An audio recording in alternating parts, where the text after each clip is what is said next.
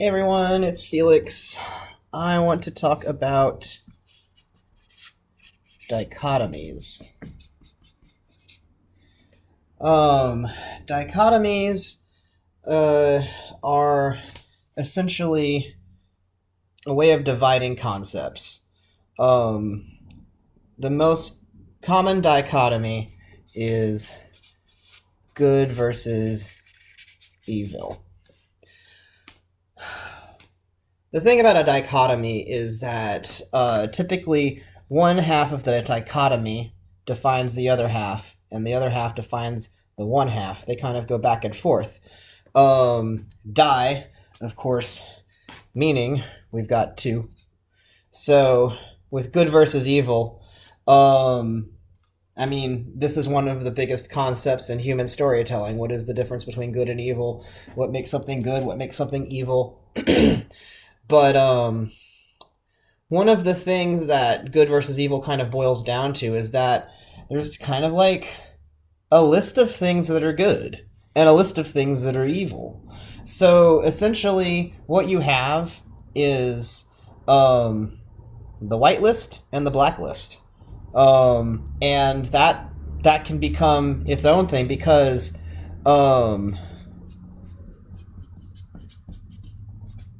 white versus black is an actual dichotomy that ends up getting wrapped up into that. You see this all the time. You see white as the symbol color for the force of good, and black as the symbol color for the force of evil in a lot of Western storytelling. I emphasize Western because, for instance, in Japan and a lot of Eastern philosophy and religion, black is actually the color that represents the world of substance and humanity, and white represents the spirit realm and often evil. So that doesn't map over universally. White versus black is a dichotomy. And when I say a dichotomy, I mean that a dichotomy is a model for logic. It's a model in that it simply helps you understand the logic by giving you examples, by showing this structure. So, for instance, the model in good versus evil is often a list of good things and a list of bad things. Do this, don't do this. We recommend you do this. It is illegal to do this. In fact, we have legal versus illegal. We have justice versus crime. Now, does justice exist in the world? Some might say no, for reasons that have to do with actual injustices that are happening in the world. But does justice exist beyond being a concept? If we look at a police officer wearing his badge, does that police officer contain one particle of justice? Can we isolate justice into a compound that we can study chemically? Justice does not exist in this world as a physical substance. It doesn't follow the laws of a physical substance because of that. Justice exists as a concept. Now, when I say justice exists, let's talk about what kind of existence that might be. Justice exists as a concept. So this model is conceptual. It only exists in the conceptual realm. It is a concept. You conceive of things mentally. This is a mental model. This exists only inside people's minds. Justice, as humans know it, exists in the minds of humans. Now, I'm not saying that animals don't know a concept of justice. There is actually a sense of justice within different animals. There are animals that get revenge on humans, for instance, and if they're intentionally looking for someone to dispatch or punish or simply guard against because they did a specific thing, I consider that to be more about justice. There's an actual story of a wolf mother being watched by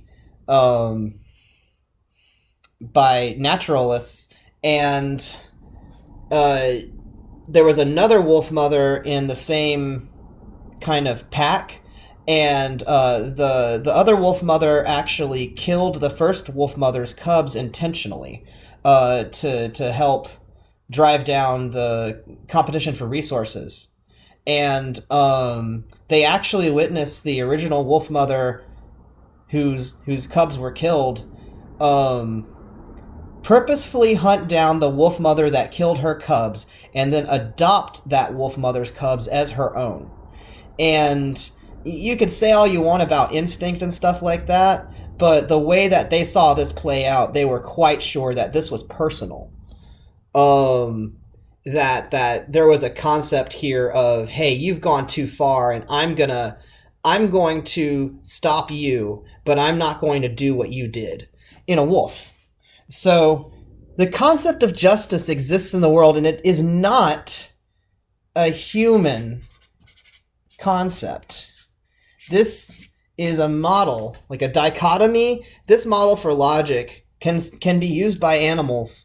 For all I know, it could be used by plants. I just don't really know exactly how plants think. They do seem to have some sort of capacity to notice the rest of the world, but I simply don't know anything about their thought process. So whenever I say anything that's not human in terms of it using logic, I'm basically talking about animals who have a capacity for thinking with intent, for calculation, and plenty of animals are able to do that. Plenty of animals are able to make a plan. When you can make a plan, then you can conceptualize.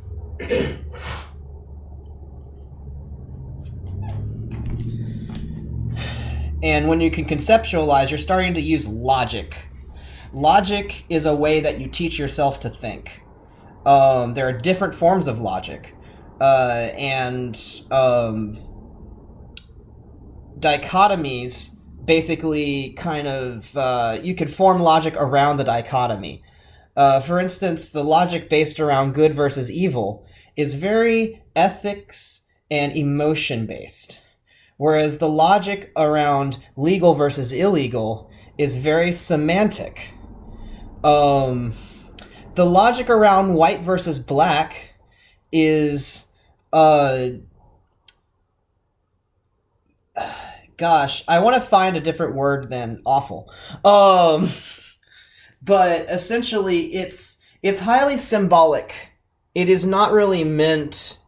It is highly figurative. It is not very literal. You're thinking in these, when you're using symbols to denote whether something is good, and you're thinking in this symbolism language, you're starting to be modeling higher concepts in themselves. You're not really talking about what's happening down on the ground with real people.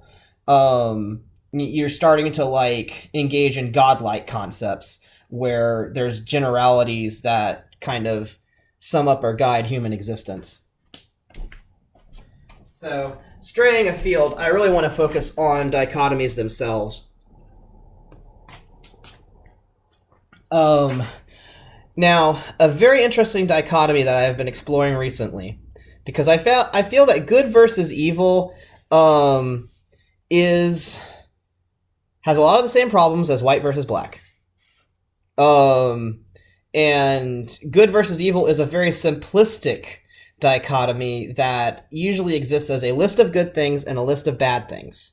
And that's kind of a very simple way of approaching life. And I think it's more for children whenever they don't really have the ability to conceptualize a more complex logic model yet. Then you give them a list of good things and a list of bad things. Like, just don't do this and do this instead. But this is very limited. At a certain point, we run out of the ability to list good things and list bad things. And we start saying, well, evil things are like this. Good things are like this. Evil things have horns. Good things have halos. Evil things are dark. Good things are light. And the problem is that like we're starting to basically demonize goats. Glorify light bulbs. You know, there's a bunch of bad logic that's entering because the symbolic realm is starting to define what the dichotomy is, and it's starting to feed into other types of symbolism that weren't even part of good versus evil. And good versus evil was simply just a list of what's accepted and a list of what's not accepted. It at some point, you can't just go based on lists. Because you need a better way to decide on your own what is good and evil. And when we say good and evil, maybe we can start letting go of good and evil and say, you know, acceptable versus unacceptable. Then we start thinking about, so we have acceptable versus unacceptable. And what's interesting about this one is that this gets more flexible and is a little more useful in our society. Acceptable where? Unacceptable where? This can be used in many places without starting to tack on to, like, you know, this thing is good. Well, is it good all the time, or is it good only in certain environments or certain occasions? Whereas acceptable, this will be accepted in a certain context, in a certain place, for a certain occasion. Unacceptable. This is not acceptable here by this society, by these people, by this group. It's not acceptable at night, but it's acceptable during the daytime. Certain levels of noise are unacceptable at night. So, and in fact, certain levels of noise are illegal at night, but that doesn't mean that they're evil. It just means that your neighbors cannot accept this, and so we've basically said loud noise at night is unacceptable. And what's great about unacceptable is that you can actually start to form your own logic around this word and its concepts. Unacceptable simply means that there's someone who will not accept it. There's some kind of list of standards that this does not meet with. And it starts to make you think, okay, well, what do I need to adjust to make it acceptable? What is it about this that made it unacceptable? Is it right that it's unacceptable? Do I need to argue with those people and say, hey, maybe you need to accept this? Maybe you need to start adjusting your laws because I don't have any neighbors, so it doesn't matter how much noise I make. I have no idea if that would be a thing. But, like, if you have something that's unacceptable, then you're accepting, like, you're acknowledging that there's a level of judgment that's being passed on what it is that you're doing or whatever it is that is there. And then you can start to say, okay, well, whose judgment is being passed on this? Is this unacceptable to me, or is it unacceptable according to the judgment of someone else? Is that judgment that I have to accept? For instance, if it's, you know, the laws of the place that I live in, then I'm going to have to accept that I abide by those laws. Or I can start doing some politics to change that. But, unacceptable helps me do something with this. I can actually go somewhere after this. But with evil, it's like, evil is taboo. Evil just means you're not supposed to engage with that whatsoever. It's bad, get away from it.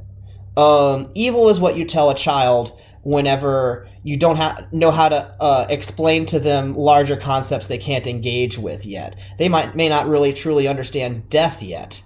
So you're going to have to say, that's bad and scary. To keep them away from, say, a very inviting area that happens to have a snake nest there. You don't want the kid playing around that area. And so how you convince the kid not to do that may sometimes mean, well, you can't play in that area. That's where the boogeyman lives. Later on, you'll explain that the boogeyman was actually rattlesnakes.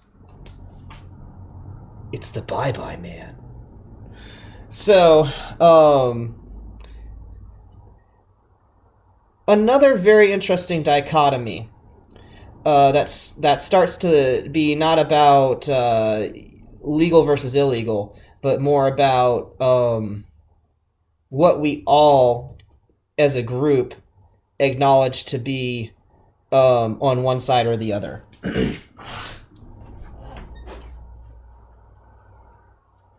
And that's the concept of normal. So how do we deal with normal versus abnormal?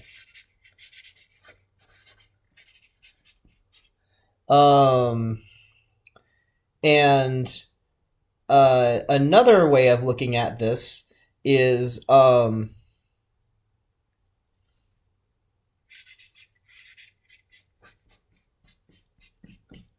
mutation, aberration.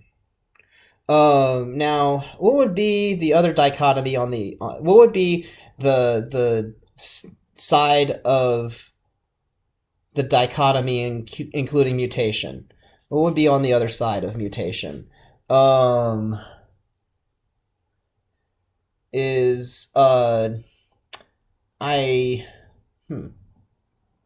gonna say stability. Stasis. There we go.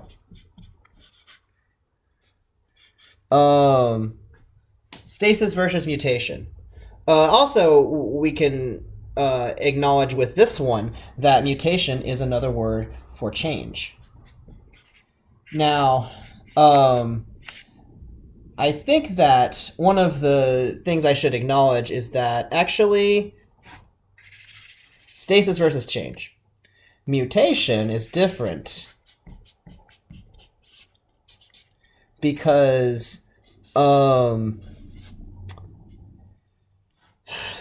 stasis versus change is its own concept. Mutation means that it has diverged from the ideal. So I'm going to just put ideal here for now. Yeah, I know. It's original. Original versus mutation. Now what's interesting with original versus mutation is that at some point the mutation itself becomes its own original, and there can be another mutation that comes from that new original. You can have something diverge into, here's the original still, and then here's the mutation. And they can continue to keep going like that. This one stays the same, this one stays the same, and then at some point you can actually have the mutation diverge. So now this stays the same, but this is the divergence from the mutation. So that's another way to look at dichotomies. what I like to draw attention to is that mutation is often considered evil. Sometimes mutation or change is considered illegal. For instance, whenever you're looking at copyrighted items, if you're looking at the concept of remixes, there's a lot of focus on keeping something like the original in its original state as opposed to mutating it and making it something else. A lot of these can be interchanged with each other, and I think that a lot of the problems when it comes to human logic right now is that we are being taught logic with the model of dichotomies, but we are not understanding how often we mix up these dichotomies and interchange them, or we allow one dichotomy to actually define the other. For instance, original versus mutation and good versus evil are often defining each other. Legal versus illegal and good versus evil are often defining each other. And this makes for faulty logic because you can get into loops. So a dichotomy is really a way of taking the world that you're looking at. You know, it's full of all these different things. And we don't really know what to do with all this chaos. There's weird, wobbly things. There's more angular things. There's diagrams, whatever. And it's like, what do I do with all this here? How do I start to make sense of this? And it's like, the first thing that the human mind likes to do is to sort things. And our method of organization, we tend to sort things into groups. How do you group this? The easiest way to group this is to consider a dichotomy that divides it into. And the dichotomy here is rounded versus angled. So you would simply start thinking, okay, these go over here and start grouping those together. That's group one. And then these over here, and this one right here, they're in group two. So now we've got angular objects versus rounded objects. We can start to consider them. We can start to further divide them.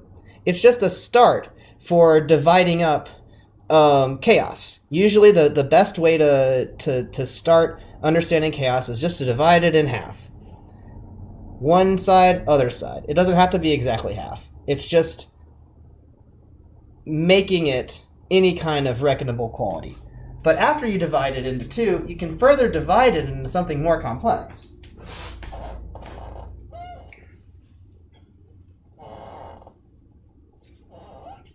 For instance, I'm not sure if I would consider angled versus round to necessarily be a dichotomy. But if you were starting to take all of the concepts that exist that a human could possibly ever get involved with, just everything that's out there. This is the whole world. And everything that you could possibly ever do. What is it that you're going to start doing? Well, what would be good to do? Now you're starting to have to access your dichotomy of good versus evil or good versus bad. And so you look at this world and you're like, all right, good, evil. I'm going to go do good things. I'm not going to do evil things. That's just a starting place. You shouldn't just stop there. That's why dichotomies are overly simplistic ways of guiding yourself. They're simply a place to start to divide the chaos into something that you can start to recognize. And then you can start to think, okay, these are good things to do. These are things I don't want to do. But are they evil? Or are these simply just good things to do, and these are the things that I'm not going to do? Maybe these are useful things to do, and these aren't so useful for me right now, but it doesn't mean that they're bad or evil. You start with a very general dichotomy, and you start refining it to the situation as you keep thinking, and you can get to something that's a lot more logical.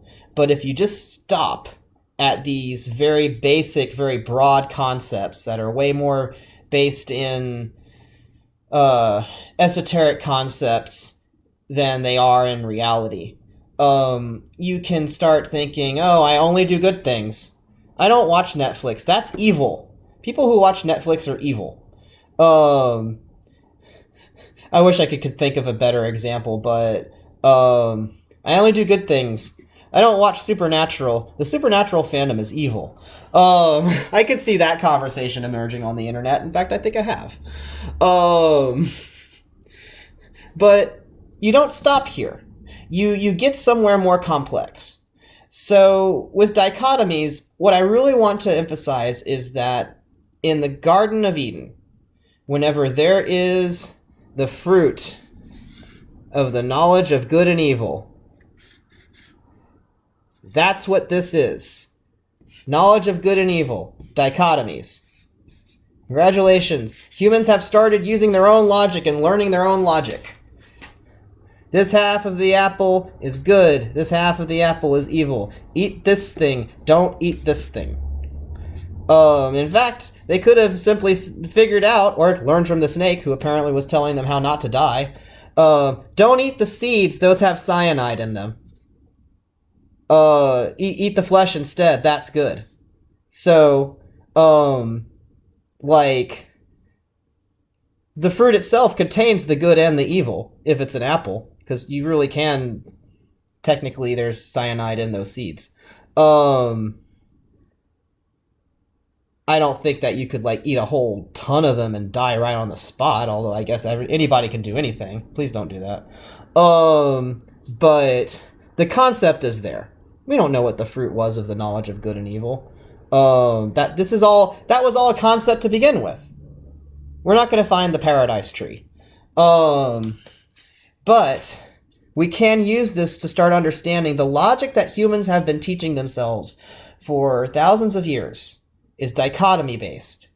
And if we would be able to understand, like all of us, that these dichotomies are things that we don't have to stick to, we can change to another dichotomy, we can think of more complex logic. Dichotomies are simply something that we invented to help us. You cannot find a particle of a dichotomy anywhere in this world. You're never going to find that apple. Never physically existed. Dichotomies do not actually exist in the world. And so don't let them define your entire world. They're simply there to help you understand the chaos that is out there.